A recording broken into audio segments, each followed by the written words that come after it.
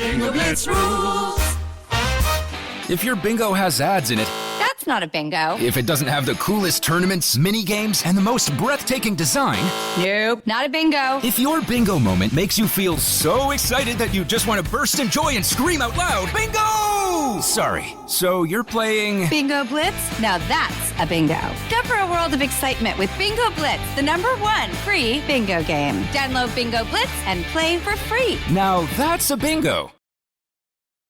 What's up, everyone? It's Noah Daniels. Hey y'all, I'm JJ. Hey guys, it's Kat. And we're your hosts of the Real Hauntings podcast, where we bring on guests who share their first-hand encounter ghost stories and supernatural experiences. Now on to the trailer.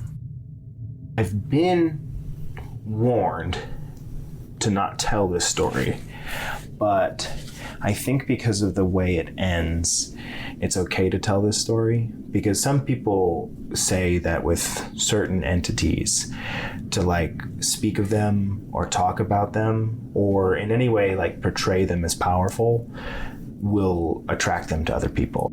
The creepiest thing about it to me is a lot of times it would wait for me to notice it. Like it would just lay its arm out like this, and then I'd be like, where is it? Where is it? And then I'd see it, and then it would just slither back. For more information on the Real Hauntings, Real Ghost Stories podcast, make sure you check out real.fm to learn more about our podcast and many other amazing podcasts. Let's talk about what lesbians have found. Let's hang out. And let's listen to two lesbians shout. Let's hang out. Let's hang out. Hey everyone, welcome back to Lez Hang Out, the podcast where she's got style, she's got grace, she's a winner. Whoa, whoa, whoa. She's a lady. I was waiting for my intro. There we go. Whoa, whoa, whoa. She's a lady. That song comes in at the end and it's just such a bop. It is. This movie is something else. I am so excited to talk about it. It's going to be great. I am too. And from the West Coast, I'm Leigh Holmes Foster. From the East Coast, I'm Ellie Brigida. To those of you who've been with us through this whole journey, thank you as always for listening. If you're a new listener, welcome. We're excited to have you here. Here's what's happening this week. This week in the Lesdom. This week in the Lesdom is a place where we can touch base each episode about things going on in the podcast or otherwise. In season 7, we are continuing to release our Patreon bonus episodes. You can get those at bit.ly/lespatreon. Our last episode was on the Fallout, and the one before that was on The Kids Are All Right. We also want to remind you that if you have not yet listened to Journey to the Heart, our first track through the story is entirely finished. It's released. You can listen. If you've been waiting to, like, some people like to binge it, we know. So if you've been waiting to do that, you can listen. All 6 episodes are out. And as a reminder, we are going to have the other paths through, the other selections that you can make, being released in a new version of the story that will be coming out for Pride Month in June. So if you're waiting to hear what the other paths could have sounded like, mark your calendars. That's when it's going to be happening. And we're super excited for everyone to check it out.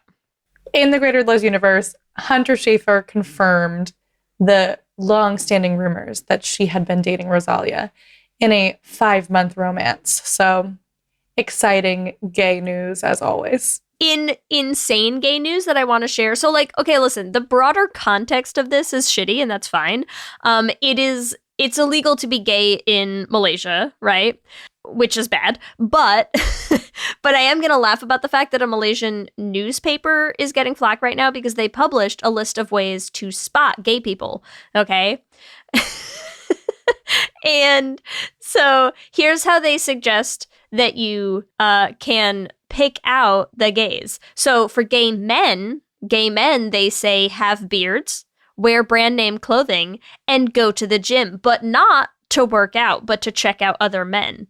And their eyes light up when they see good-looking men, which I think is funny. Here are the ways that they say you can spot lesbians, Ellie. Are you ready? Can't wait. They say to look out for women who hug each other, hold hands, and disparage men. It's us! It's us! How did they know? Are they following us? Damn it. They're onto us. Run, lesbians. Disparaging men. I also am seeing like 2 women like skipping down the street holding hands, being like, men suck, don't they? Yes. Correct. That is what lesbians look like in the wild. Exactly. So, like, yes, obviously, look, in a more serious sense, I get it that it's not that funny, but also it is very funny. It also is like, it's helping other gays flag other gays. Yeah. Wink, wink. Great. We found you. Wink, All of a sudden, there's like a lot of men at the gym, and you're like, huh? Why are all these men? Our plan has backfired. Yeah. The gays are running out in full force. Also, in the Greater Les universe, Lady Gaga is going to be playing Harley Quinn in the latest Joker movie, and some new audio has come out of her singing as Harley Quinn. And I'm like, honestly, I'm here for Lady Gaga playing Harley Quinn, Bicon playing Bicon. Like, yeah, let's do it. Great. That's Here what's for happening this week. Back to you, Ellie and Leigh. Thanks, Ellie and Leigh, and welcome everyone to episode 16 of season 7, our next installment of Lez-ssentials. Lez-ssentials is a recurring segment on the show where we dive into classic lesbian movies or TV shows. And just a reminder, we are writing and producing original songs for every Lez-ssentials that we do, so you are going to want to stick around to the very end of today's episode to hear our original song for Bound. It's called, go figure, Bound. And for this Lez-ssentials, we're talking about the 1996 Wachowski Sisters film, Bound. Just saying this that is a real already throwback. Getting me excited. We were definitely like, you know, we try to switch it up. We try to do like some new stuff, some old stuff, like give you the range of lesbian cinema. And Bound is quite an interesting one, I think. I'm excited to dive in. It's very nuanced. I'm so excited. It is, as we just said, it's directed by Alana and Lily Wachowski. It stars Gina Gershon, Jennifer Tilly, a classic, an iconic film. If you're not familiar with it, here is the IMDb synopsis for Bound. Tough ex-con Corky and her lover Violet concoct a scheme to steal millions of stashed mob money and pin the blame on Violet's crooked boyfriend Caesar. Which actually, I'm going to say, might be one of the best IMDb synopses we've seen in a while. It's quite accurate. I mean, right? In this IMDb synopsis, we get some gay, like, that's gay. Yeah. Her lover and Violet. Her lover Violet. I like it. Her lover, Jennifer Tilly. We're here for it. My lover, Cindy. Hi, femme. Lover Violet. High femme so, dyke, lover she's Violet. So high she's femme, got a dyke inside so of her. Much. In more ways than one. I know. Anyways, so Bound. Ellie, tell me a little bit about Bound. What's Bound in your life? What's Bound to me? Like, what's my experience with Bound? Well, actually, I think the first time I saw it was probably the first time you also saw it, right, Leigh? We watched it with, or had you seen it before we did the lesbians? I don't know if I had, actually. That might have been the first time I watched it. We're bad lesbians. Look at us. We're the worst. I know. So, and I think it was also Amanda's first time. So we did Amanda Holland, who does Girl Ship TV. She did this series called Drunk Lesbians Watch. And for all of you listeners out there, it's exactly what it is. We drank and we watched a lesbian movie. Well, some of us were pregnant at the time, we did not and we drank less, but still. It in spirit, it was there. You know?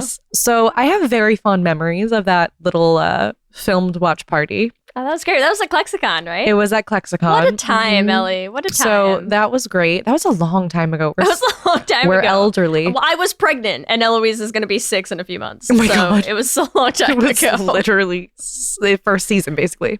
Yeah. So I remember that, and that was super fun. Also, what a film to watch with other people. Like, yeah. Especially the first half. Like, I just remember, like, and watching it again, I was like, yep, it is so graphic. Like, when I talk about, like, oh, like, this lesbian movie didn't have enough sex for me, can't really complain with Bound.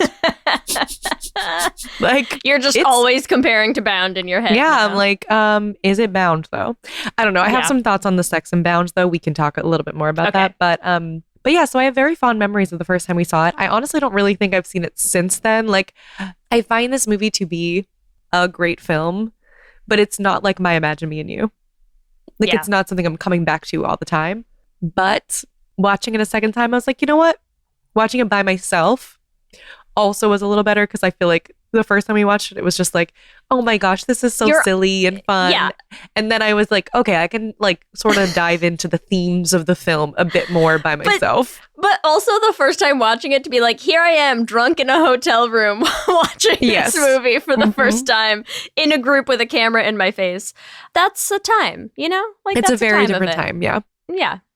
Having watched this movie then and watching it now where we've sort of really done way more dives into the Wachowski sisters now. You know, like I had not seen Sense8 when I first watched this.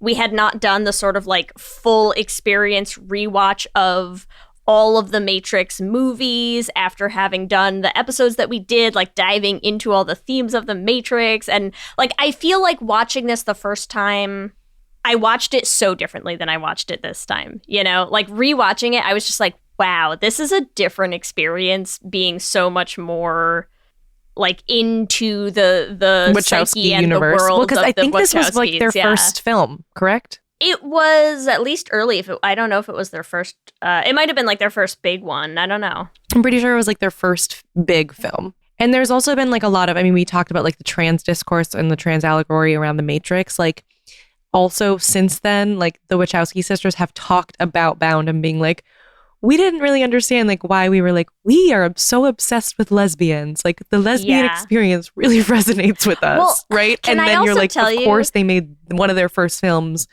about these like lesbian lovers who kill all these men. So like, yes. Here are lesbians who are like trapped by men and then have to like, you know, shoot their way out. But the thing that killed me, so also I did just look up, and this was, they had one other movie that they sort of did the screenplay for first, I think, but this might have been their first directed film. And this movie starts, like the opening sequence of this movie, right? Where I was just like, oh my God, this is so, like, you can just tell the cinematography, the filming, the angles, like the scene shooting down in that closet and all that stuff. And I was like, oh my God, like, yeah, you can just see the Matrix like about to come out of their brains in this, you know?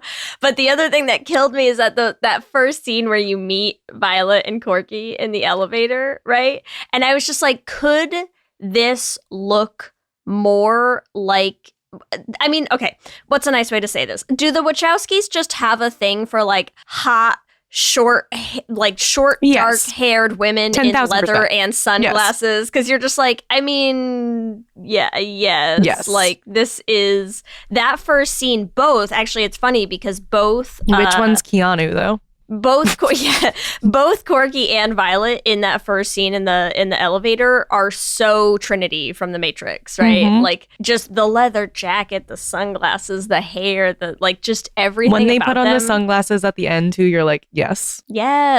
Yeah, it's very reminiscent in a way that's funny when you're like, it's reminiscent of a thing that happened they're when going this to came do out. after this. Yeah. But you see it and you're just like, oh my God, yeah, like there it is. There are your movies. There's your style. There, like it was all right there from the start, you know. So to me, it was actually so much fun to rewatch it now with a totally different perspective on everything. Like what a blast! What a blast! I agree. So let's dive in from the beginning. Okay. I'm ready. Let's do it. So from the beginning, first of all, we basically see, we get the setting, right? We get the setup, which is pretty much like, I was sort of laughing though. I was like, as I watch more of the movie, I'm like, okay. But when I started watching this movie, I was like, this is a porn. Like it's like it's a lot. Like the themes that they start with are so, it's like, oh my God, hot, lesbian, plumber, ex-con. Like it feels like you put something into like a lesbian porn AI. Yeah. Right? And it's like, then the hot hot plumber mob girlfriend, and she's like, I need you to help me fix something in my apartment. It's like so on the nose. I know we are so bad at doing like a quick recap. Can I try to do a quick recap of the plot for anyone who hasn't watched it yet? Also, if you haven't watched it, honestly, I think this stands up.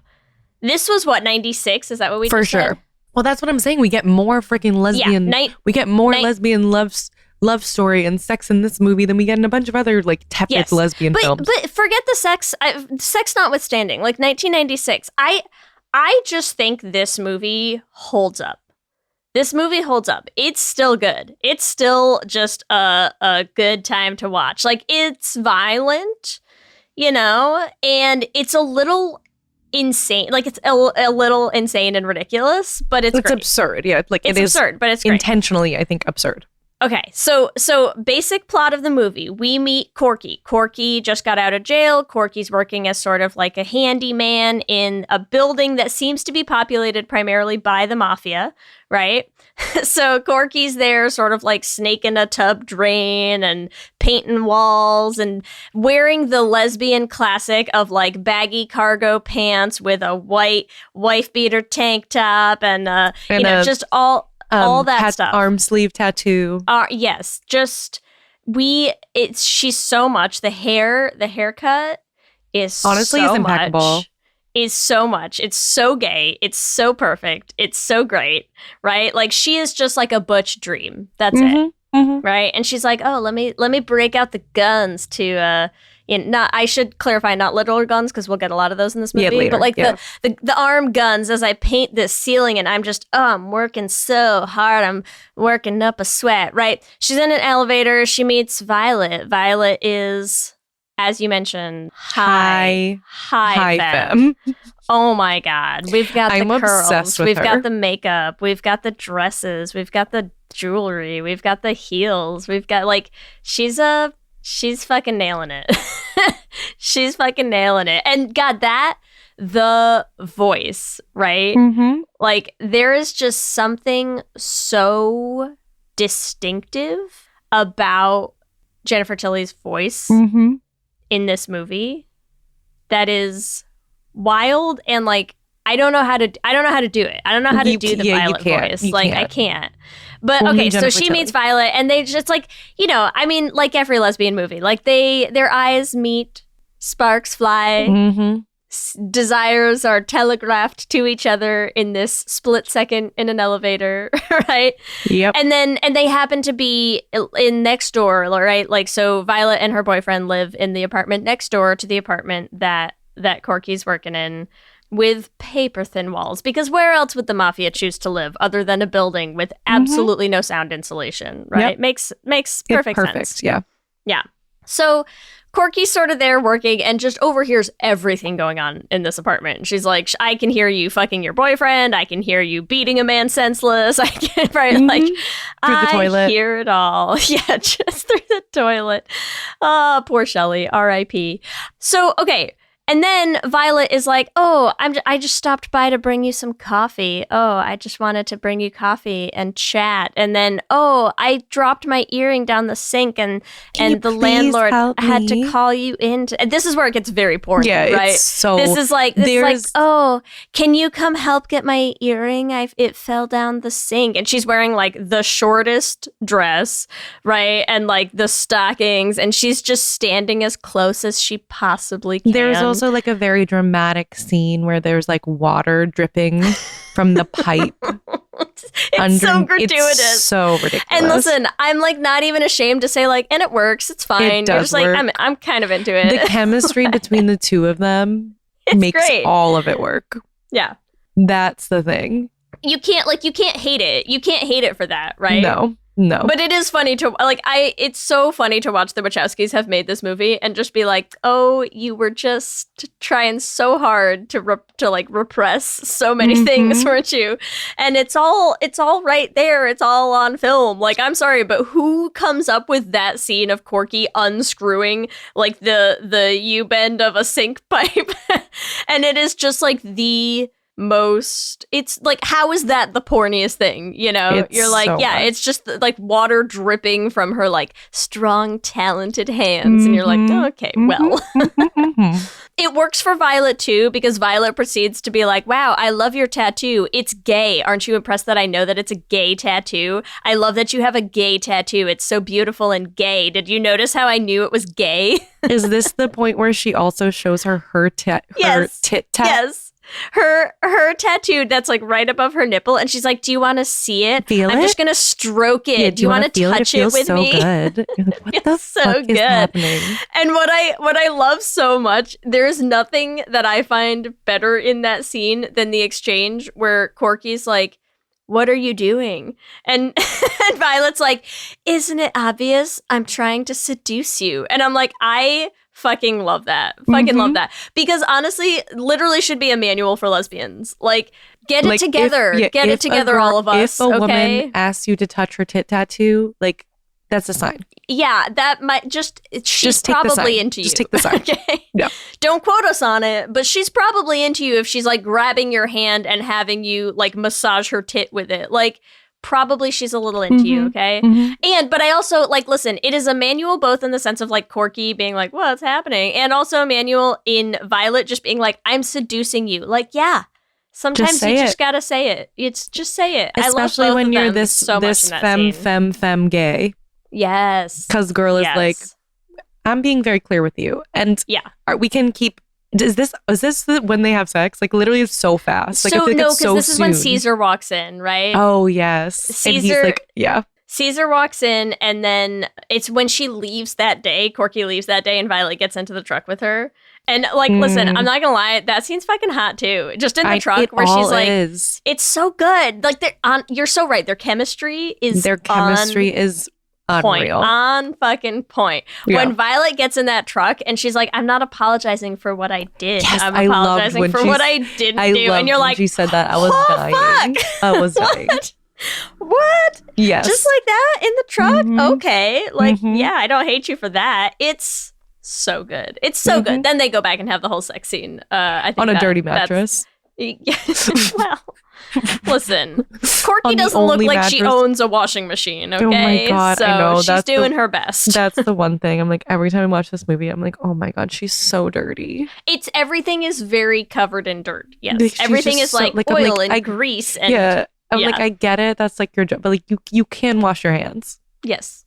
It's Ladies, possible. wash your hands first. Everyone, wash your hands first. Please wash your hands. Please. Wash your hands first. Okay? No one needs an infection up there. Yeah, it's exactly. just not safe. Exactly. It's a lot of hands. It's a lot of hand stuff and a lot of dirty fingers. So listen, as lesbians are so wont to do, as we should always do, right? They have sex once and then are like, I know, let's steal $2 million from the mob and run away together to be which is so unhinged. Yep. And I love it. And I love Corky in this movie. I love Corky, who is like, I just spent 5 years in jail because I was fucked over by my partner while trying to commit theft. And therefore, let me now get a new partner who is a person I just met. I have known for approximately 15 minutes and fucked once. And that's good enough for me, actually. $2 million from the mafia? Why not? Sounds like a good time.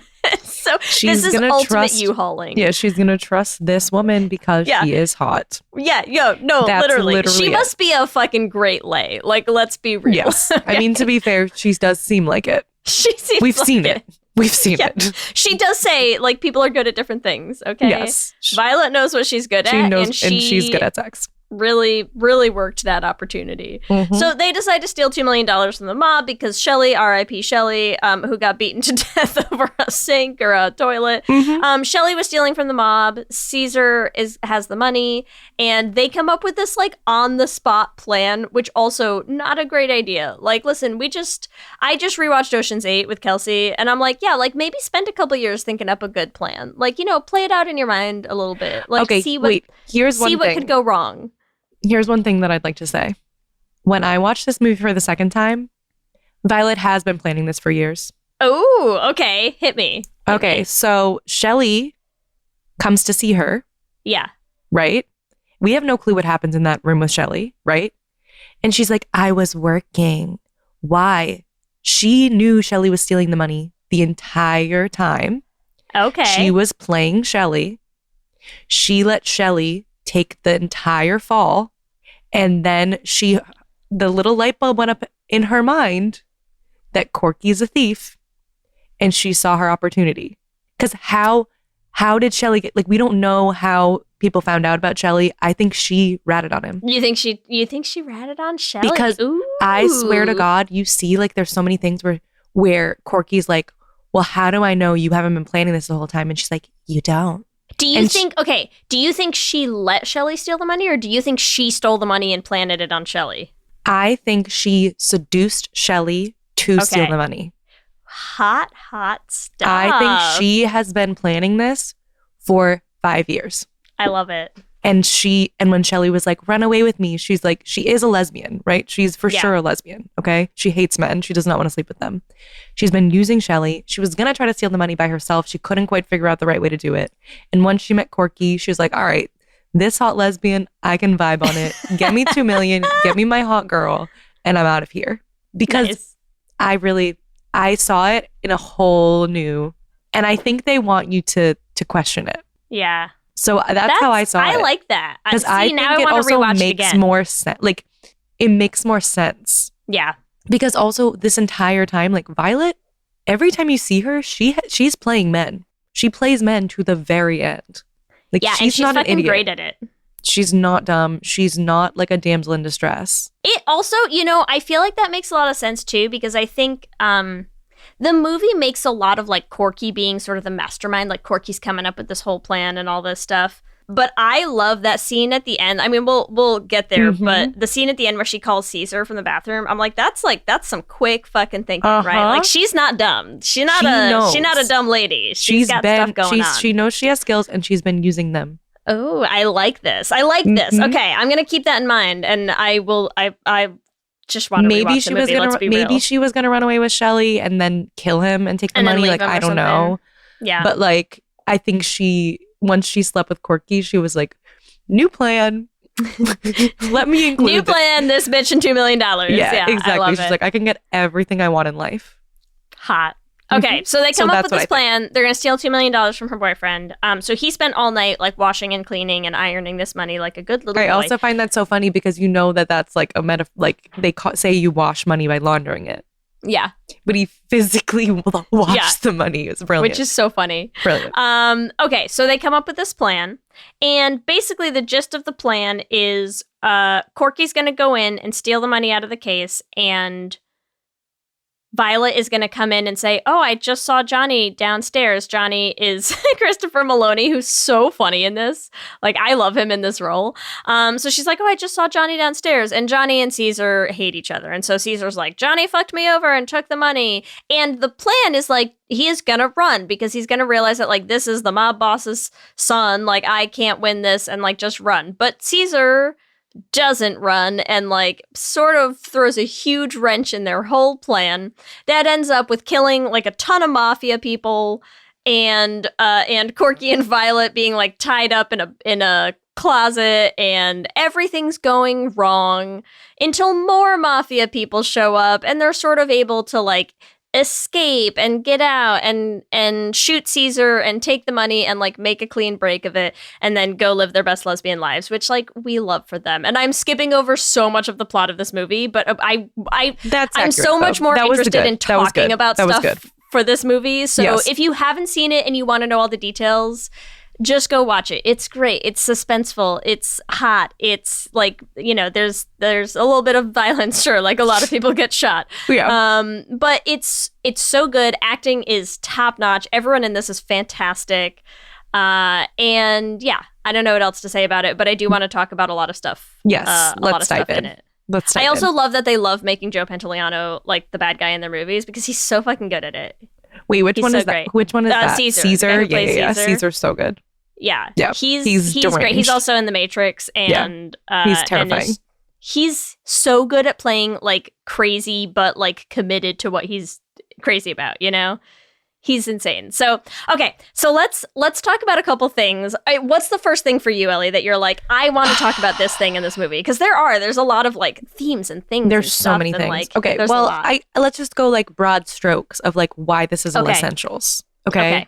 So to me, like the queer identity piece of it is quite interesting, and particularly for 1996, right? Because we have so many things, right? Corky's for sure lesbian.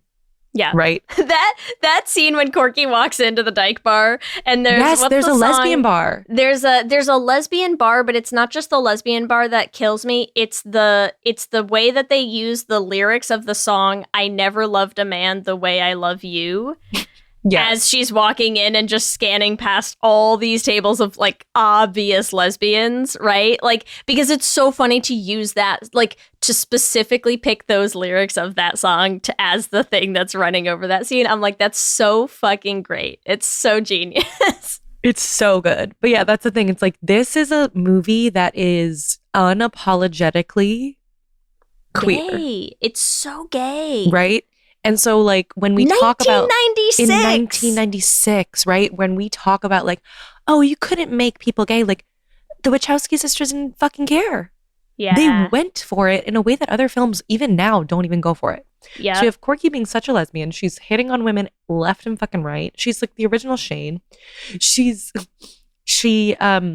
Then they have this like intense sex scene, like so intense, so graphic, so specific. Like so much. And there's a conversation that I really like found so interesting between Corky and Violet, where Corky's like, just like basically because Violet is femme, it seems like she's just like, oh, like I know how this whole thing goes. Like, yeah, this is just a little experiment kind of thing for you. And they make it a point to be like, to have Violet be like, I know who I am. Yep. Like, I am gay. I've been with women before. She even has this whole moment where they're talking about like how she sleeps with men. And she says this line that I fucking loved where she said, hold on. It's not sex, it's work. Yeah. And I found that to be like, that whole conversation just blew my fucking mind. Because this is like, you literally are saying like, this is a gay woman who uses sex with men to get what she wants because it's 1996 and she's a hot femme and she's using these men in every kind of way. Yeah. And because she's good at it. I mean, that's the other thing is like 1996 to have a movie that is so unapologetically gay and so like it's pro sex work in that way, right? Yes, she literally says it's not sex, it's work. Like, to she have is a character worker. just and to have her just being like, hey, like we all have things that we're good at. Like you're good with your hands, you're good at fixing things, you're handy. That's what you're doing with your skill set. Like this is what I'm good at. She's like, guys love having sex with me and it gets me things. And like, I don't see that as like to have her sort of draw that distinction of like, that's not sex, that's just my job. Like, yes, is so incredible. It was amazing. So incredible. And she literally, and like, they just like, they use the word dyke often, but like in a way that like Corky is saying it of like, oh, like she says something about there being like a little dyke inside of Violet or something. I'm like, this is amazing. But she also says like, oh yeah, like Shelley knows who I am. He saw me at a bar with a woman once and stuff like that. So it's like you establish too, like, I don't know, just like in terms of check boxes that I love to see in a freaking gay movie. Yeah. Is established queers. These are two established queers. There's no coming out story. They're like, they have to sort of talk to each other about the coming out, but like they both know they're gay. And that's why they hook up. And then the conflict is not about them particularly being gay, except for part of it, which I think like makes sense. Like Caesar is quite homophobic, right? He basically says like at the end, he's like, I should can't trust you queers. Yeah, you can't trust you queers, whatever. But that like also makes sense for his character. But yeah, I just feel like the gay love story of it all is so, and that's why it's fascinating with the Wachowski sisters, because you're just like, they wrote such a great queer story because they are queer. Yep. And they just get it. This one too, like again, I mean, I think in the Matrix you can tell that they kind of really took, I mean, we've talked about the Matrix as a trans allegory, right? Mm-hmm. And how they used sort of so many of those themes and ideas and like created this whole universe out of them.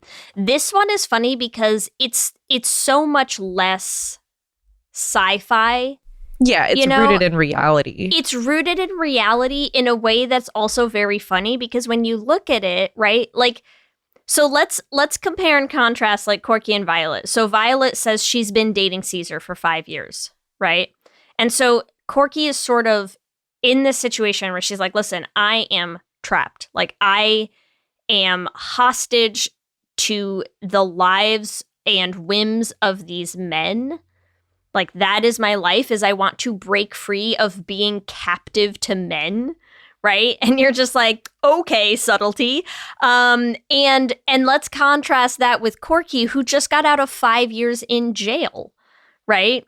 So, like, both of them have just been imprisoned for the last 5 years of their lives, right?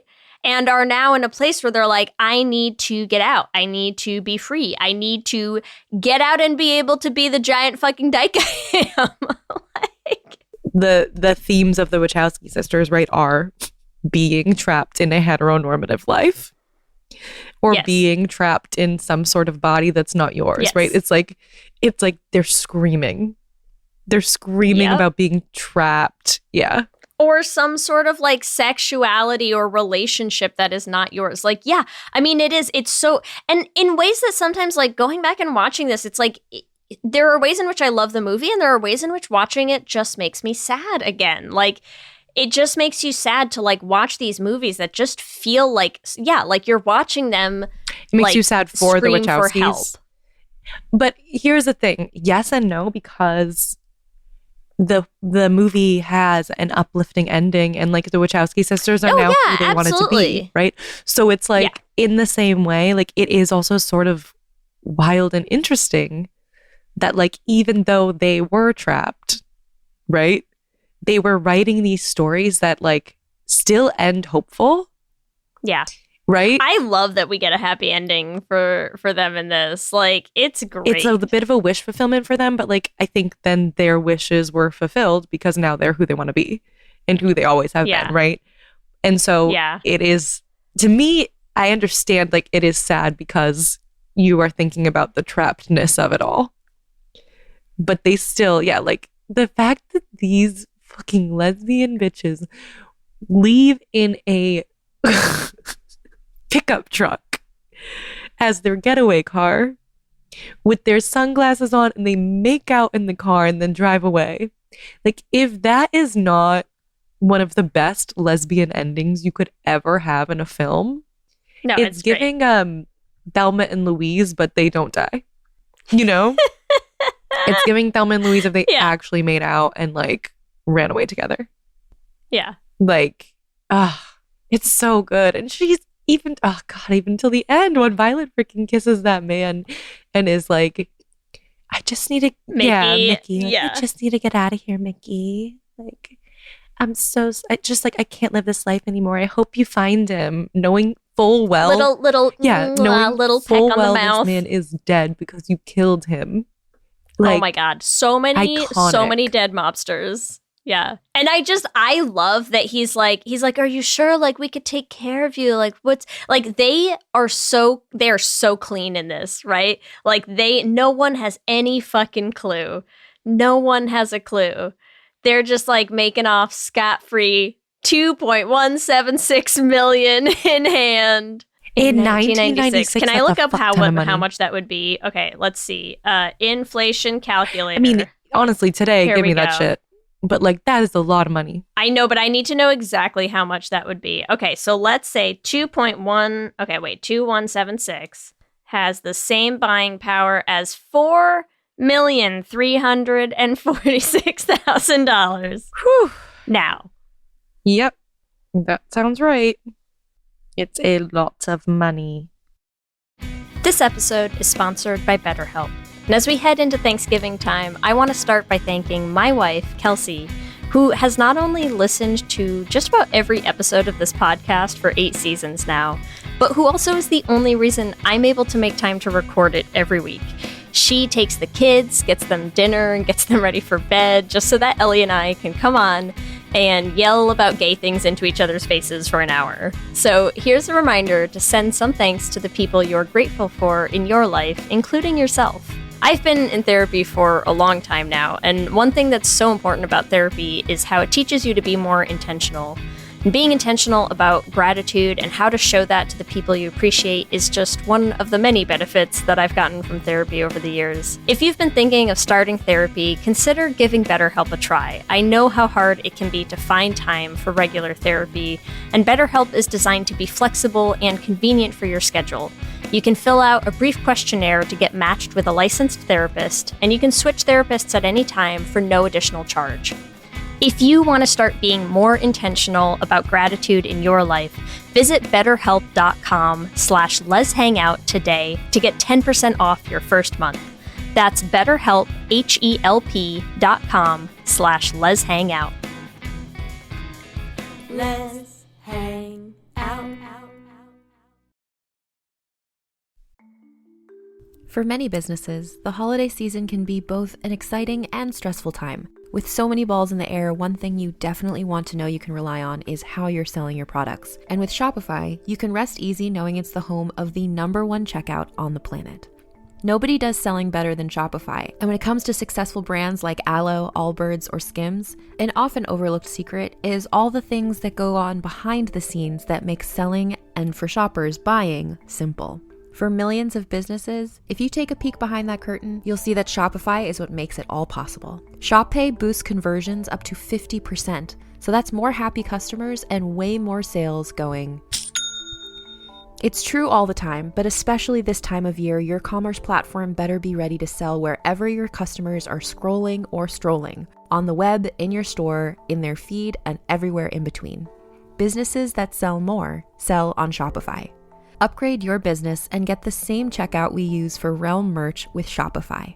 Sign up for your $1 per month trial period at shopify.com/realm, all lowercase. Go to shopify.com/realm to upgrade your selling today. Shopify.com/realm.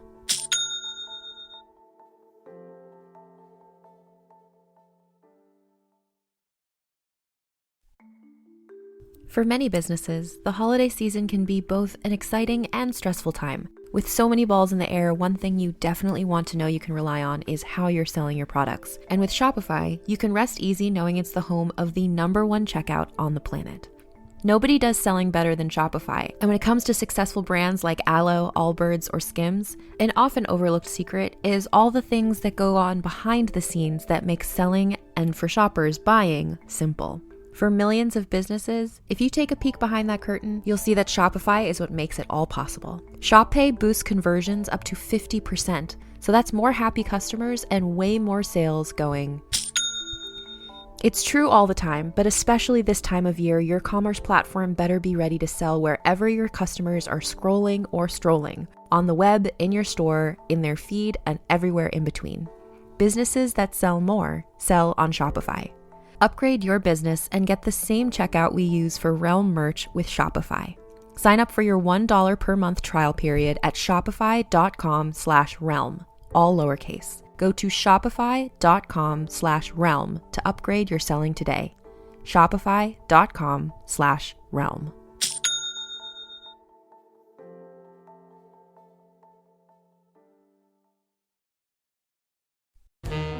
There's a lot going on right now. Mounting economic inequality, threats to democracy, environmental disaster, the sour stench of chaos in the air.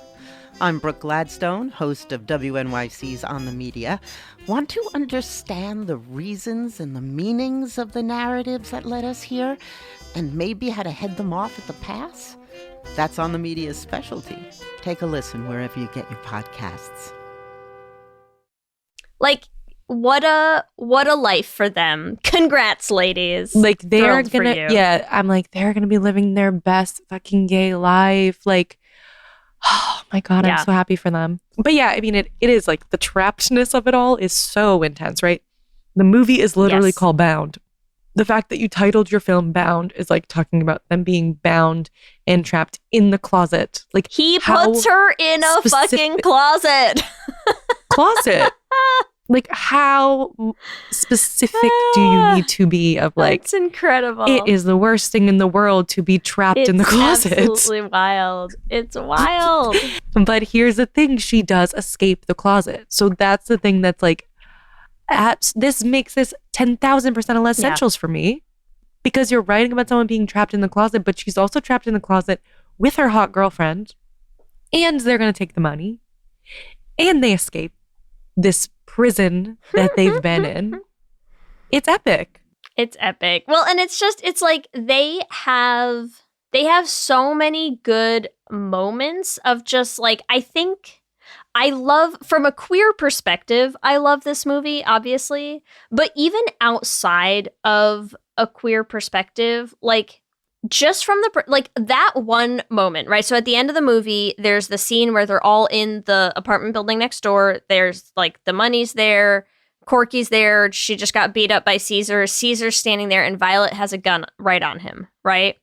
And that moment where Caesar's just like, I know you, like, you're not gonna shoot me. You don't want to shoot me, Vi, do you? Like, he is so sure, right? Like that way, just that one scene, that one moment of him being like, I know you, like, you won't do fucking shit because you're just a woman and you can't do anything. And Violet just looking straight at him and going, Caesar, you don't know shit, and shooting him like multiple times, just like shooting him repeatedly, right?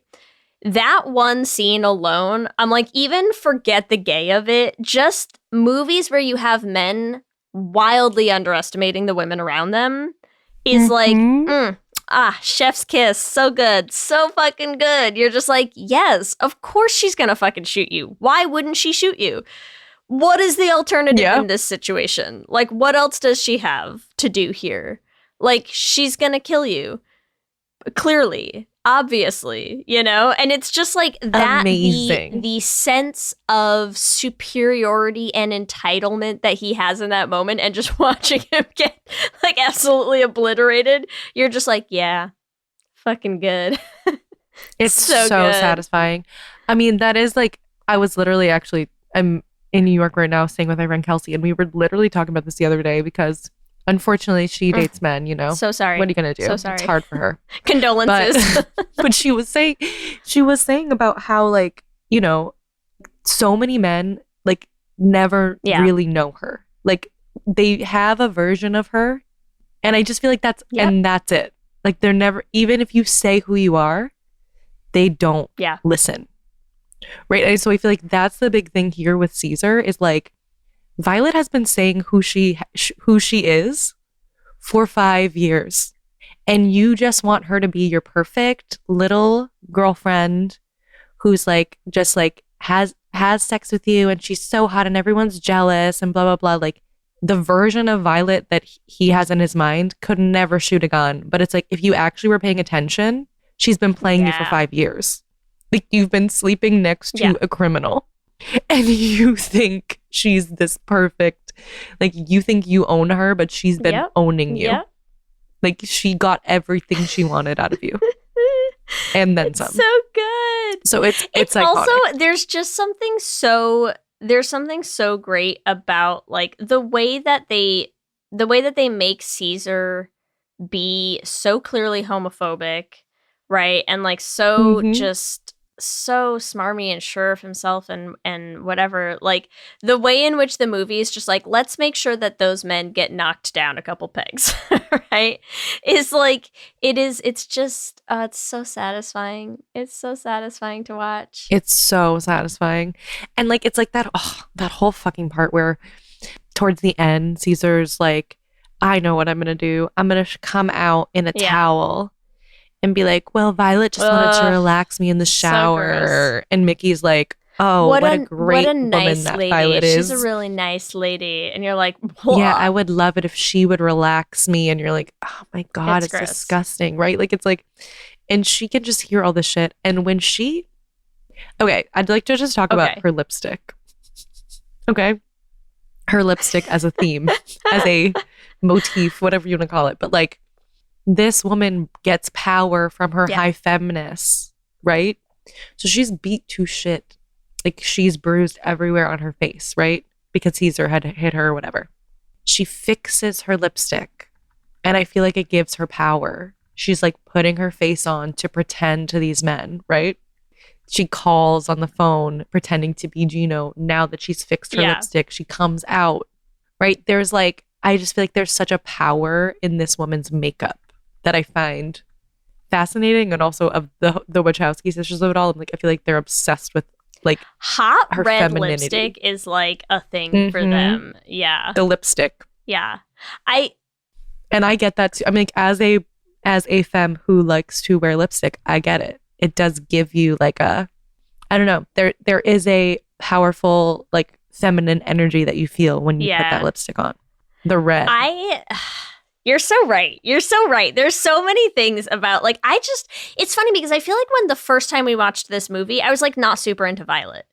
Like, I don't know, there was just something about her that I didn't get, you know?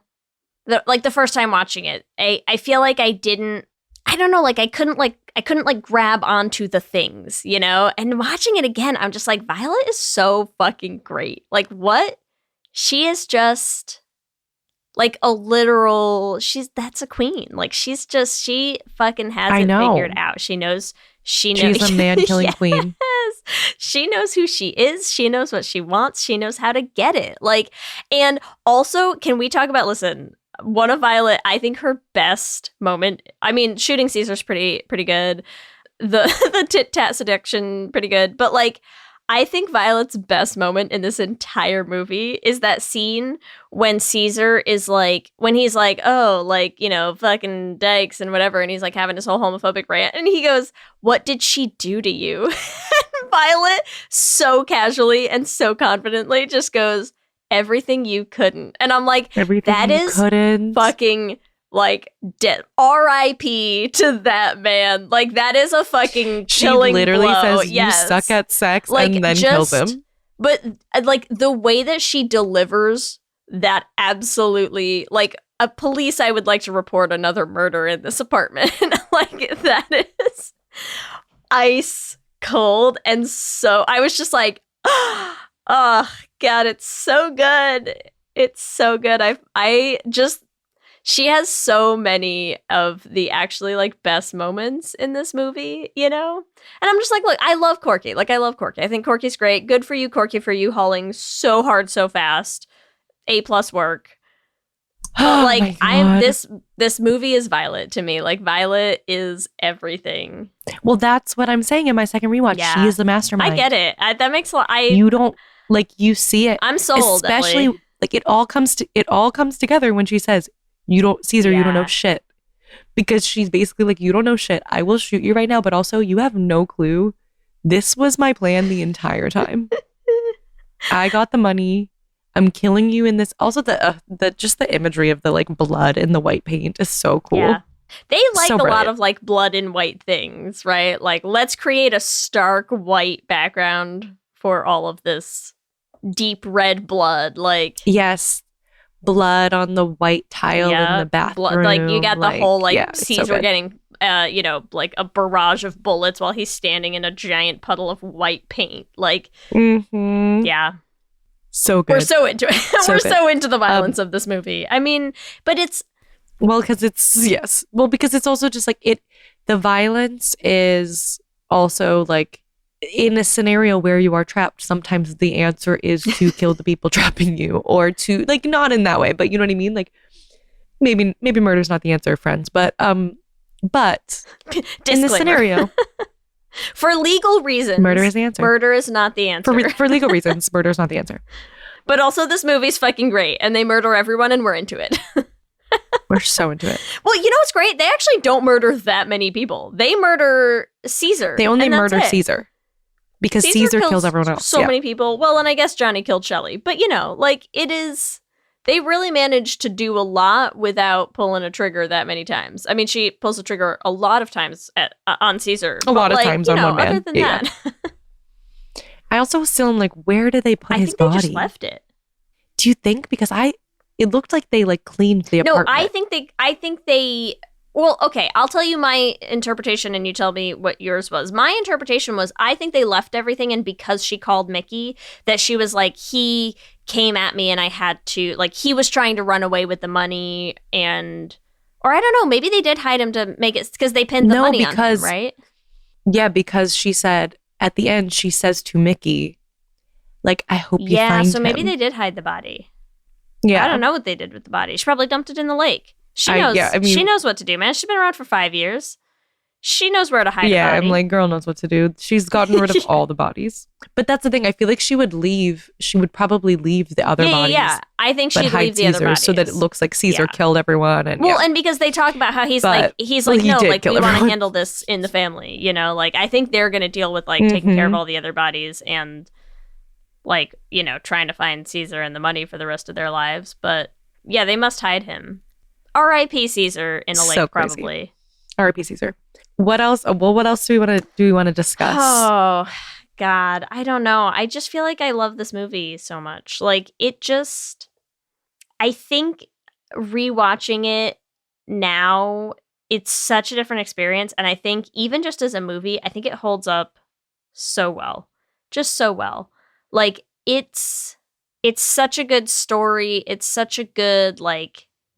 It's funny to watch this movie and be like, yeah, actually, like, this is better than a lot of lesbian rep we still get today. Like, that's what's crazy to me. That's what I'm saying. I'm like, 1996, people do better, please. Because, like, how is this one of the best movies we've ever gotten? Yeah, it's wild. It's wild. Right? Like, just in terms of, like, so many things that like I said, that I'm like, check mark. Like, I don't know. I also am like, maybe I'm like, I can't quite remember. Like, I'm like, what do I love about this sex scene? But I think it's just the fact that like it's like just graphic enough that you don't feel like they're shying away from the like the sexualness of lesbian sex, right? Like, but it's also not gratuitous, you know? Like, it doesn't feel like that's the thing. Even the like rub my boob scene, like it is the thing.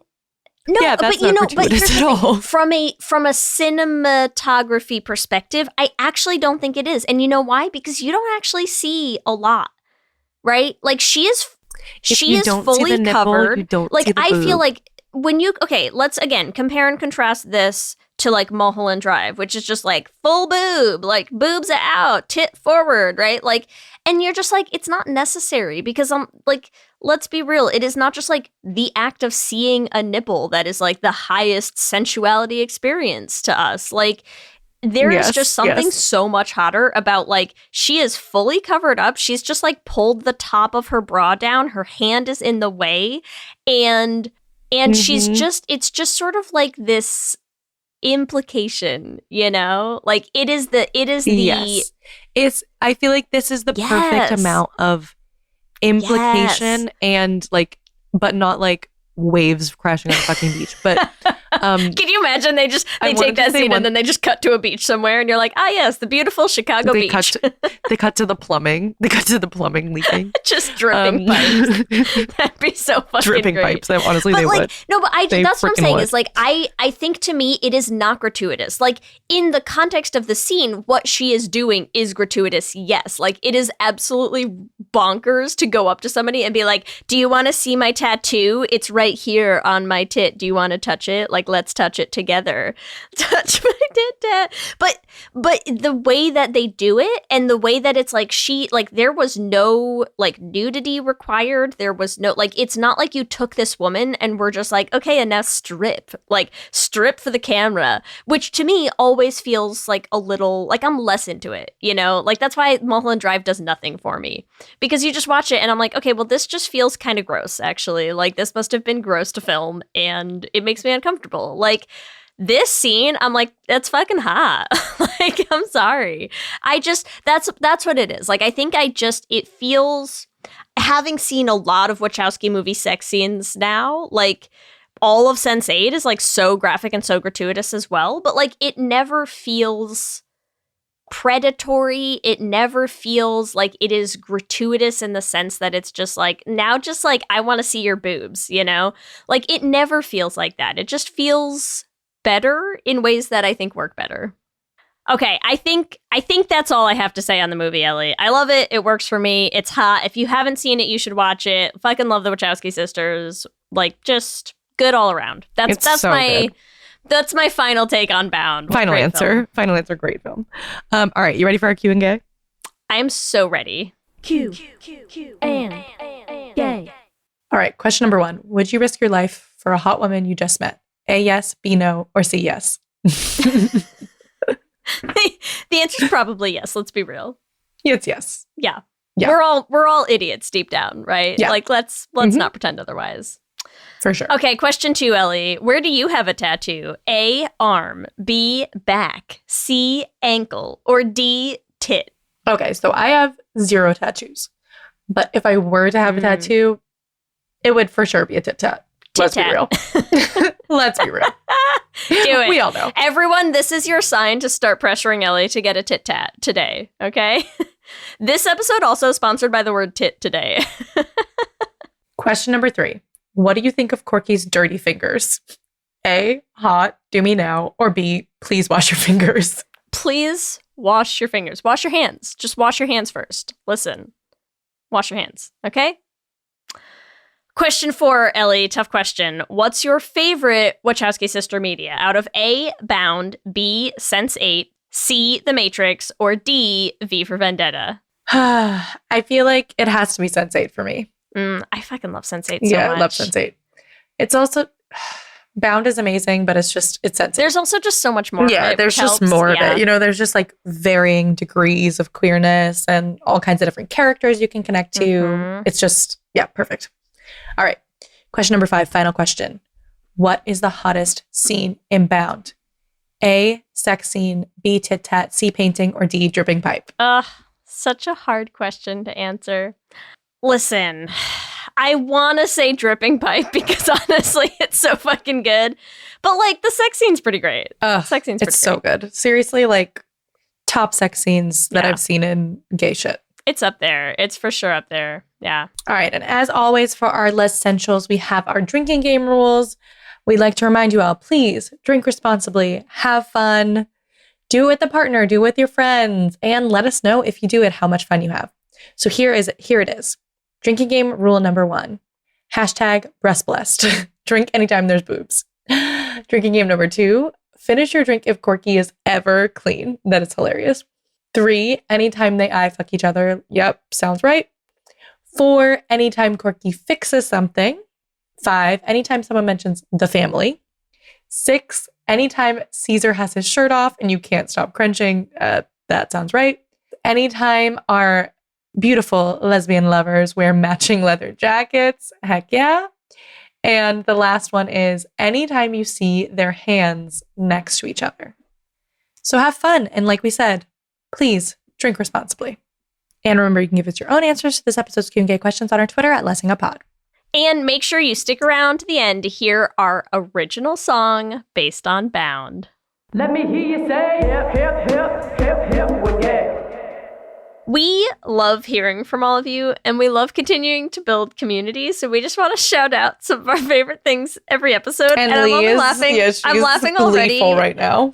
Also, just because it's such a funny intro to say, like, we love building community with what we are about to talk about. Oh, yeah. But so listen, when Ellie and I, many moons ago, wrote down on our little should have been gay list of ideas, V for Vendetta, I don't think anything could have never us anticipated what happened for the onslaught of just what I am calling like just smooth brain cesspool garbage that has overtaken our Facebook this week. To be fair, we have been saying like half this season we've gotten some really crazy shit on Facebook. I feel like this is the pinnacle. Like this is what our entire Facebook career has been leading up to this moment. This is our moment. This is our moment. So listen, we say a lot, like having a queer page on Facebook is a nightmare. The pits. It's the worst. It is legitimately. What do you think the percentage of actual queer people who even have ever found our pages?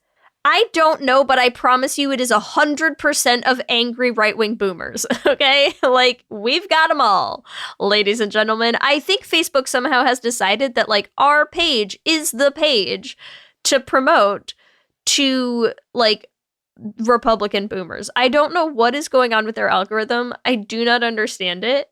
But you know what? They've given us way more They've given us so much more engagement than you gays. Yes. So come on, gays, help us out and actually comment on our shit, please. Help us out.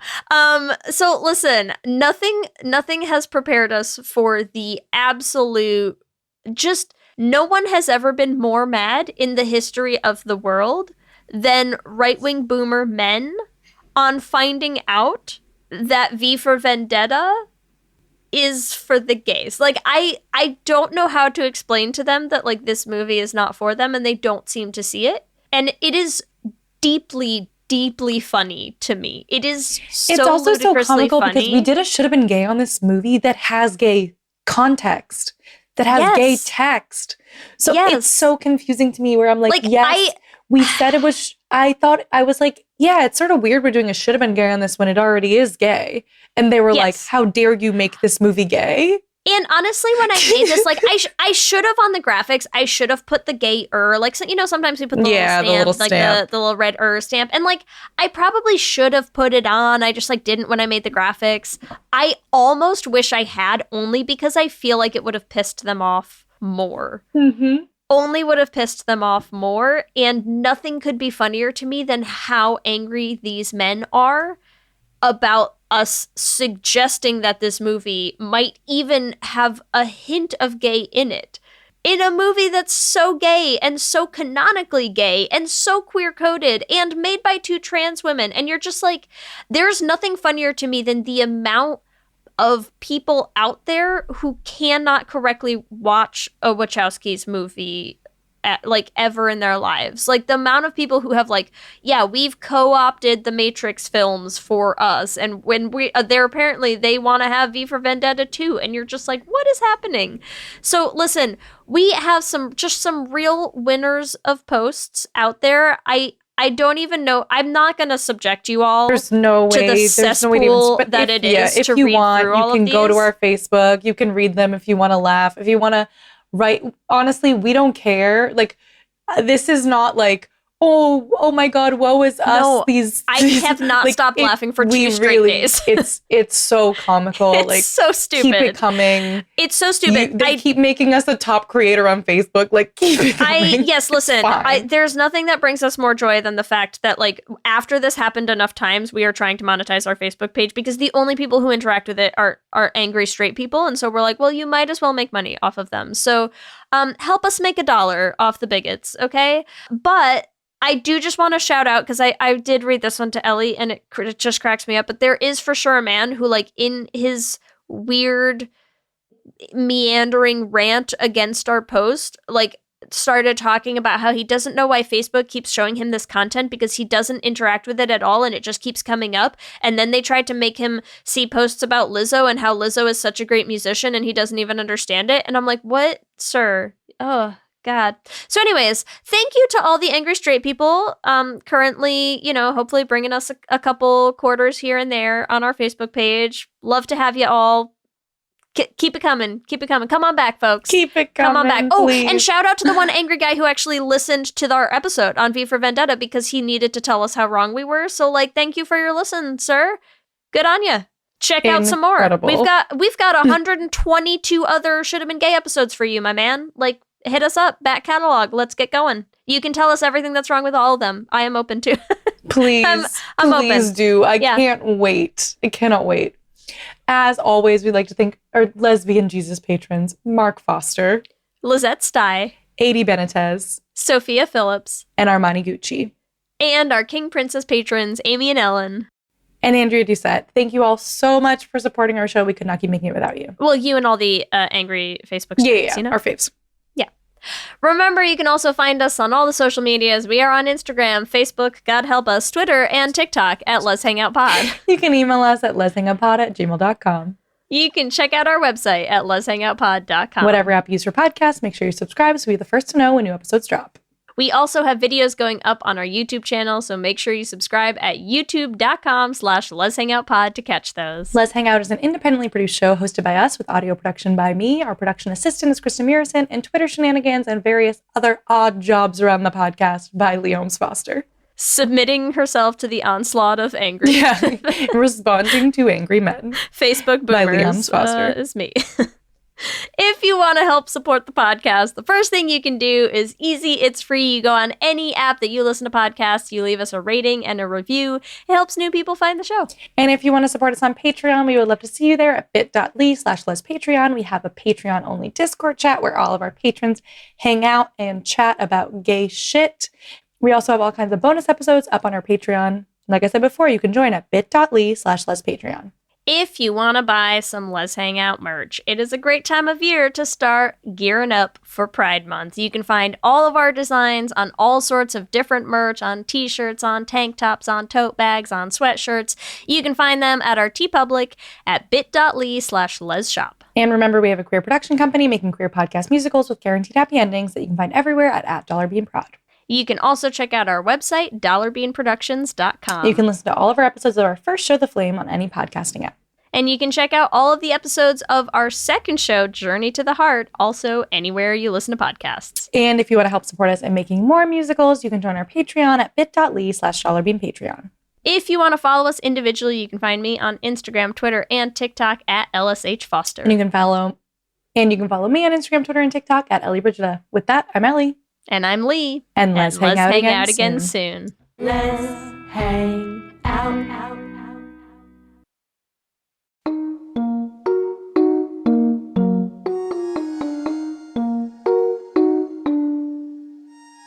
Life's a stage and we all act our little parts in a play. Go ahead, take a bow. Don't be afraid of someone seeing through the mask on your face in our little masquerade, because we make our choices, pay the voices, yelling out the price that they named.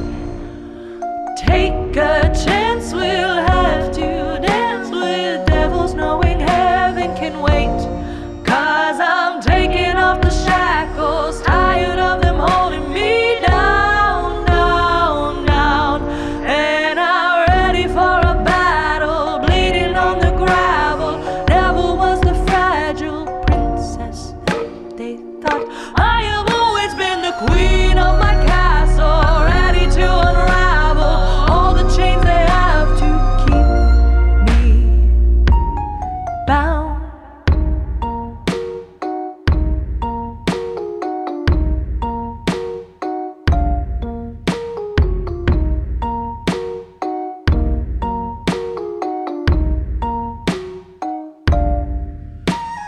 Feel your heartbeat freeze, quiet as you drop to your knees. Bow your head, say a prayer. We could be free tomorrow. All you have to do is believe in the secrets that we keep. And when we make our choices, pay the voices, even though the price may be steep. If you trust me, feel me, touch me, we can dress this wolf like a sheep. 'Cause I'm taking off the shackles, tired of them holding me down, down, down. And I'm ready for a battle, bleeding on the gravel. Never was the fragile princess that they thought. I have always been the queen of my castle, ready to unravel all the chains they have to keep me bound.